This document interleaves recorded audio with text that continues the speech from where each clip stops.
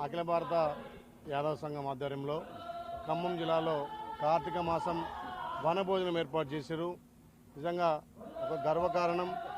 గొల్ల కుర్మలంతా కూడా ఐక్యత ఉండి రాజ్యాధికార దిశగా పయనిస్తున్న సమయంలో గొల్ల కుర్మలు ఏకమై ఈ వనభోజనం ద్వారా సత్సంబంధాలు, మా కుల గౌరవం, అదేవిధంగా తెలంగాణ ఉన్నటువంటి గొల్ల కుర్మలంతా కూడా ఏకమనే ఒక చాటి చెప్పడానికి ఈ వనభోజన కార్యక్రమం ప్రతి సంవత్సరం నిర్వహించినట్టుగా పోయిన సంవత్సరం ఎలక్షన్లు ఉండడం వల్ల ఈ వనభోజన కార్యక్రమం నిర్వహించలేదు. ఈసారి ఈ ఖమ్మం జిల్లాలో పెద్ద ఎత్తున సుమారు 10-20 వేల మందితోటి ఈ వనభోజన కార్యక్రమం నిర్వహించిన యాదవ గొల్ల కుర్మలకు ప్రత్యేకంగా ధన్యవాదాలు. ముఖ్యంగా గొల్ల కుర్మలు నీతికి నిజాయితీకి మారుపేరు. ఇలా వ్యవసాయ రంగంలో పెద్ద ఎత్తున ఉన్న వాళ్ళు రాజకీయ రంగాల్లో కూడా పెద్ద ఎత్తున ఉండాలి, మేమెంతో మాకంత వాట ఉండాలని మా గొల్ల కుర్మలు కూడా దేంట్లో కూడా తక్కువ కాదు. నిజాయితీగా మా పార్టీకి మాటిస్తే మాట మీద ఉండే కులం కాబట్టి మాకు కూడా రాజకీయంగా ప్రాధాన్యత ఉండాలనే ఉద్దేశంతో ఇప్పుడిప్పుడే మా కులస్తులు కూడా చైతన్యమై రాజకీయ అధికార దిశగా పయనిస్తారు. కాబట్టి ఇలాంటి సమావేశాలు, ఇలాంటి సభల ద్వారా ఉన్నటువంటి ప్రభుత్వంలో కూడా మేము మా గౌరవ ముఖ్యమంత్రి రేవంత్ రెడ్డి గారిని కోరడం జరిగింది. మాకు మంత్రివర్గంలో మంత్రిగా అవకాశం, అదేవిధంగా 2 ఎమ్మెల్సీలు, కార్పొరేషన్ చైర్మన్లు కూడా మా గొల్లకుల్లో అవకాశం ఇవ్వాలంటే మా మంత్రి గారు కూడా, ముఖ్యమంత్రి గారు సానుకూలంగా స్పందించిండు. ముఖ్యంగా ఈ దేశ జనాభాలో 30% ఉన్నటువంటి మా గొల్ల కుర్మలు కూడా రాజకీయ ప్రాధాన్యత ఉండాలనే ఉద్దేశంతో ఇలా అన్ని రంగాలు, అన్ని పార్టీలు కూడా మమ్మల్ని ముందుకు తీసుకెళ్లాల్సిన అవసరం ఉంది. మేము ఒక పార్టీకి మాటిస్తే మాట మీద ఉండే నమ్మకమైన కులం కాబట్టి మా గొల్ల కుర్మలు ఇంకా కూడా ఐక్యత ఉండి రాజ్యాధిక దిశగా పయనించడం కోసం ఇలాంటి సమావేశాలు ఎంతో దోహదపడతాయి. ముఖ్యంగా ఖమ్మం జిల్లా ఉన్నటువంటి మా మల్లిబాబు కానీ, మా నర్సయ్య యాదవ్ కానీ, అదేవిధంగా ఇంకా సింహాద్రి కానీ పెద్ద ఎత్తున ఈ వనమహోత్సవ కార్యక్రమం ఏర్పాటు చేసినందుకు వాళ్ళకు ప్రత్యేకంగా ధన్యవాదాలు తెలియజేస్తున్నాను. యాదవ్ మహాసభ స్థాపించి మరి 100 సంవత్సరాలు అయింది. మరి అఖిల భారత యాదవ్ మహాసభ మరి అలహాబాద్లో మరి ఉదయ ప్రతాప్ సింగ్ యాదవ్ అధ్యక్షులుగా, సత్యప్రకాష్ సింగ్ యాదవ్ మరి ఆధ్వర్యంలో అఖిల భారత యాదవ్ మహాసభ ఏర్పాటు చేసుకొని ఆ రోజు ఒక సేవా సంఘంగా మరి ఎన్నో సేవలు చేసుకుంటూ ముందుకు పోతూ మరి ఆ రోజు స్వతంత్రం కోసం బ్రిటిష్ వారిని ఎదిరించి ఎంతో మంది యాదవులు ప్రాణాలు పోగొట్టుకున్నారు. మరి అప్పటికి మరి 100 సంవత్సరాలు పూర్తి చేసుకొని మరి అటువంటి చరిత్ర కలిగినటువంటి యాదవ్ మహాసభ అంటే ఏ కుల సంఘం కూడా ఏర్పాటు కాని రోజులో మరి మన సంఘం, మన యాదవ అఖిల భారత యాదవ్ మహాసభ ఏర్పాటు అయ్యి మరి ముందుకు పోతా ఉంది. ఈ సందర్భంగా మనం ఒక్కసారి అఖిల భారత యాదవ్ మహాసభకి మన అశక్తనాలతోటి అందరూ కూడా మరి తెలియజేయాలని చెప్పి సందర్భంగా మరి కోరుకుంటా ఉన్నాను. రాజకీయాలకు బోధించుకోలే.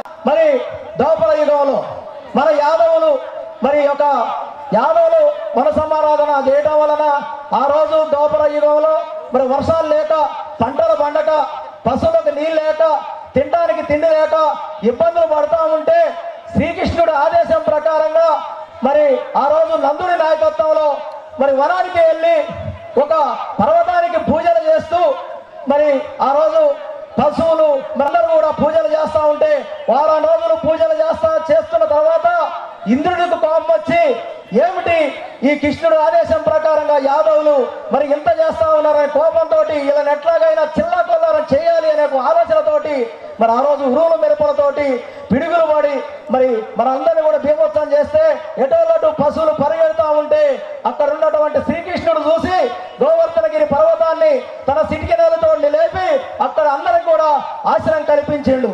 మరి ఆ తర్వాత ఇంద్రుడు మరి దాని తప్పును క్షమించమని యాదవుల్ని మరి శ్రీకృష్ణుడిని ప్రాధాన్యపడితే అప్పుడు శ్రీకృష్ణుడు ఎవరైనా సంవత్సరానికి ఒకసారి వనానికి వెళ్ళి పూజలు చేసి మరి పాడి పంటలతోటి సుఖ సంతోషాలతోటి ఉంటారని చెప్పి మరి ప్రతి ఒక్క సంవత్సరంలో ఒకసారి వన సమారాధన కార్యక్రమం చేయాలని చెప్పి సందర్భంగా మరి శ్రీకృష్ణుడు ఆదేశం ప్రకారంగానే మన కులంలో పుట్టినాం కాబట్టి మన కులం చేస్తున్నటువంటి వన సమారాధన కార్యక్రమాన్ని ఇలా అన్ని కులాలు చేస్తూ ఉన్నారు. ఇలా అన్ని కులాలు వెళ్తా ఉన్నారు బయటికి. మనం ఎందుకు వెళ్ళకూడదు? మరి పోయిన సంవత్సరం మరి ఎలక్షన్ కోడ్లో చేసుకోలేకపోయాం. అంతకుముందు సంవత్సరం ఒక పెద్ద మనిషి కాడికి పోయినాం, యువకులు 50 మంది.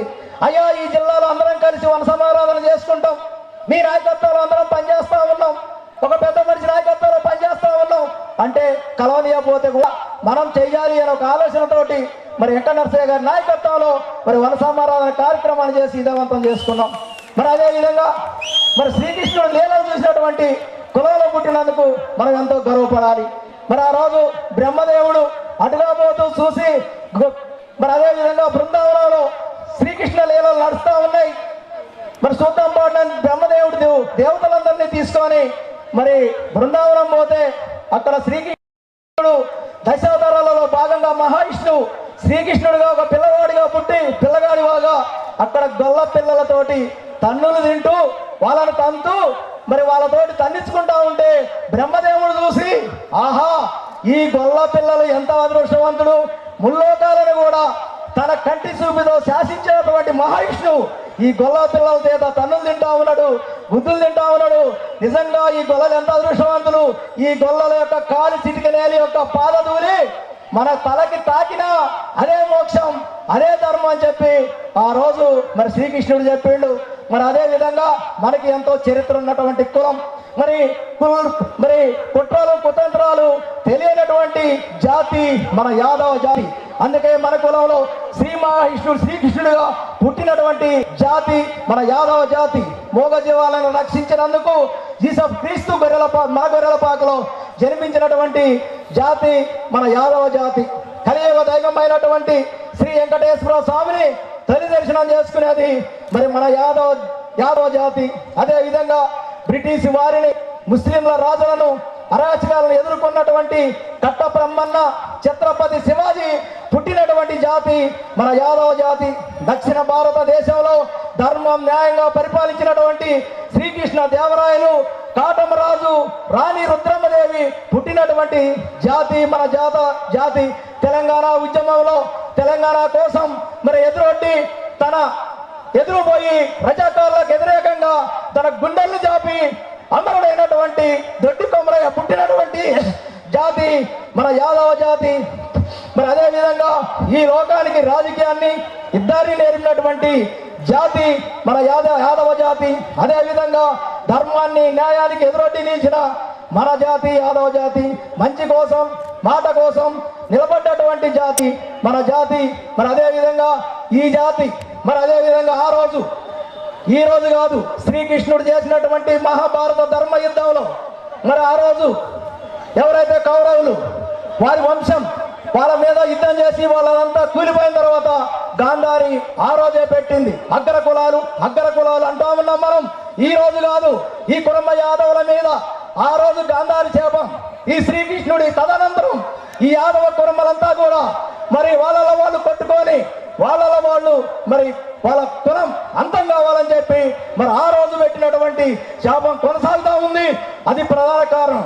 మరి మనమంతా కూడా ఐక్యంగా లేకపోవటం, మనలో మనకి మరి ఎన్నో శిక్షలు పెట్టడం, మనలో మనకి వర్గ విభేదాలు చేయటం, మరి అట్లా చేయటం వల్లనే మరి మనకి ఇలా జరుగుతూ ఉంది. కాబట్టి అదే విధంగా మరి నేను గొర్రెల సంఘ అధ్యక్షుడిగా మరి 4 సార్లు ఎనామనస్ గా పోటీ లేకోకుండా 25 సంవత్సరాల నుండి మరి గొర్రెల పెంపకందారుల సహకార సంఘ అధ్యక్షులుగా 20 సంవత్సరాల నుండి మరి డిసిసిబి డైరెక్టర్ గా ఎనామనస్ గానే పోటీ లేదు, జడ్పీటీసీగా మరి అదేవిధంగా బ్లాక్ కాంగ్రెస్ అధ్యక్షుడిగా ఇప్పుడు పొంగలేటి సీనన్న నాయకత్వంలో మరి ఆ రోజు రాహుల్ గాంధీ గారి నాయకత్వంలో పొంగలేటి సీనన్న పార్టీలో చేరితే ఆ రోజు నేను పార్టీలో చేరాను. పార్టీలో చేరితే ఎలాంటి గొడవ లేకోకుండా ఖమ్మంలో పెడుతున్నటువంటి శ్రీకృష్ణుడి విగ్రహం ఏదైతే ఉన్నదో దానిని ఎన్టీఆర్ రావు రూపంలో పెట్టొద్దు, పెడితే మీ సంగతి ఏందో చూస్తామని నేను ప్రెస్ మీట్ పెట్టినటువంటి 2 గంటల్లోనే నాకు ఫోన్ చేసి మరి నా మీద పండితాపురం లేదో చిన్న గొడవ అయితే అక్రమ కేసు పెట్టి 57 రోజులు జైల్లో ఉంచారు. కనపడకుండా 10 రోజులు తిరిగినటువంటి పరిస్థితి. నాకైతే భట్టి గారు కావచ్చు, తుమ్మల గారు కావచ్చు, పొంగలేటి సీనన్న మీద కూడా ఒక నమ్మకం ఉన్నది. ఎందుకంటే మన పెద్దలు చెప్పారు, వెంకటనరసయ్య గారు, మనం పోయాం కలిసాం, మన లోకేష్ గారు చెప్పారు, మన పెద్దలు చెప్పినట్టుగా పదవి రావడం అంటే కొద్దిగా టైం పడుతుంది, అంత సందర్భం కాదు. కాబట్టి మరి ఏదో ఒక రోజు మన ఖమ్మం జిల్లా యాదవులకు కూడా రేపు రాబోయేటువంటి స్థానిక సంస్థల్లోనే న్యాయం జరుగుతుందని చెప్పి సందర్భంగా తెలియజేసుకుంటా ఉన్నాను. అదేవిధంగా రేపు స్థానిక సంస్థల్లో సర్పంచులు కావాలి, ఎంపీటీసీలు కావాలి, జడ్పీటీసీలు కావాలి, ఎంపీపీలు కావాలి, జడ్పీ చైర్మన్ కావాలి, సెంట్రల్ బ్యాంక్ చైర్మన్ కావాలని చెప్పి ఈ సందర్భంగా మరి తెలియజేసుకుంటూ, అదేవిధంగా మరి చట్టసభల్లో రాష్ట్ర స్థాయిలో మరి కార్పొరేషన్ పదవులు గత ప్రభుత్వంలో 5 ఎమ్మెల్యేలు, మరి రాజ్యసభ సభ్యులు, ఫెడరేషన్ చైర్మన్లు, మరి జడ్పీ చైర్మన్లు, సెంట్రల్ బ్యాంక్ చైర్మన్లు ఉన్నారు. ప్రస్తుతం ఇప్పుడైతే ఎవరు లేరు. మరి అదే విధంగా మరి రాబోయేటువంటి స్థానిక సంస్థల్లో మరి ఇస్తారని చెప్పేసి ఆశిస్తా ఉన్నాం. అదే విధంగా గతంలో అంటే 92, 93లో కాంగ్రెస్ ప్రభుత్వం మరి ఈ యొక్క కుర్మ యాదవులకు ఒక జీవోలు ఇచ్చి గొర్రెలు మేపుకోవడానికి మరి జీవోలు ఇచ్చారు. ఆ జీవోని మళ్ళీ పునరుద్ధరించి మరి ఆ జీవో ప్రకారంగా చెరువు లోదట్టు ప్రాంతాలు, చెరువు గట్టులకు తుమ్మ చెట్లు వేసుకోవడం కావచ్చు. మరి అదే విధంగా కుర్మ యాదవులకు కల్పించాలని చెప్పి సందర్భంగా తెలియజేస్తా ఉన్నాం. అదే విధంగా కుర్మ యాదవులు ఎండనక వాననక పావనక పుట్టనక అడవులలో గొర్రెలు మేపి అడవి జీవితాన్ని గడుపుతా ఉన్నారు.